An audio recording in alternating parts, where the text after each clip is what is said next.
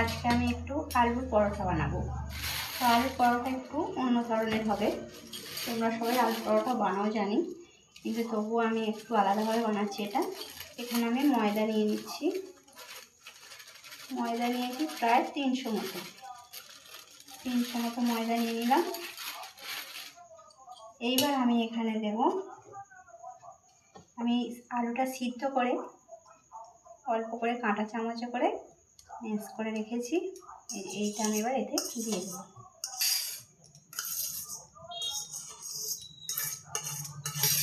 একদম খুব সহজে এই আলুর পরোটাটা হয়ে যাবে। এইবার আমি এখানে দেব এই যে পাতিলেবুটা, পাতিলেবুর রসটা বার করে নিলাম। দানাটা থেকে বার করে রেখে দিয়েছিলাম। এইবার আমি এখানে দেব পরিমাণ মতো লবণ, তারপর দেব চিনি। চিনি না দিলে যেন স্বাদটা মনে হয় আসেই না। এই যে চিনিটা দিয়ে দিচ্ছি। একটু সামান্য মিষ্টি একটু ঝালটা গোলমরিচের হবে, কাঁচা লঙ্কা কুচো দিতে পারেন, আমি এখানে দেব না। আর একটু দিচ্ছি একটু চাট মশলা, এই যে চাট মশলা। তারপর দিচ্ছি এখানে এই যে ঝাল হওয়ার জন্য গোলমরিচের গুঁড়ো।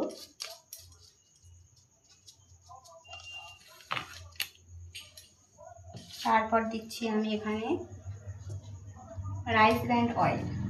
আমি লুচি পরোটা করলে রাইস ব্র্যান্ড অয়েলই ব্যবহার করি। এখানে দিয়ে দিলাম রাইস ব্র্যান্ড অয়েল। এবার আমি যেটা দেব, এখানে দেব ধনেপাতা কুচি দিয়ে দিলাম। একদম খুব সহজে হয়ে যাবে, পুর ভরা ছাড়া। ব্যাস, এইবার আমি এটা মিক্সড করবো ভালো করে মিক্সড করে নেব। নেবার পর অল্প অল্প জল দিয়ে এটা মেখে নেব। একদম অল্প জল দেব। এটা কিন্তু মেখে সঙ্গে সঙ্গেই করতে হবে, কারণ রেখে দিলে এটা আবার পাতলা হয়ে গেলে বেলার বড্ড অসুবিধা হবে। এবার আমি এখানে মেখে নিচ্ছি। এই সোনু, এবার এদিকে আয়।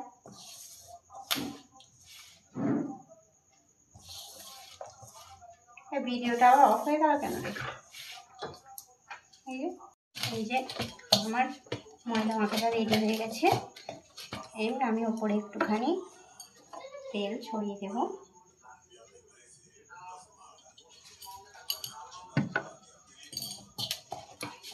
আমি এখান থেকে একটু একটু কেটে পরোটার আকারে তৈরি করে নেব।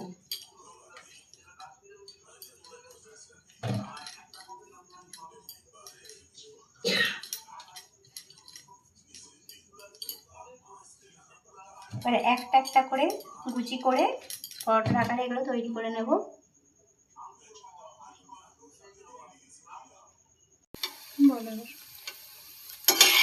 প্রত্যেকটা পরোটা একটা একটা করে ভেজে নিচ্ছি।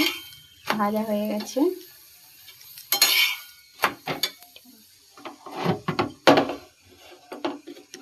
কতটা নরম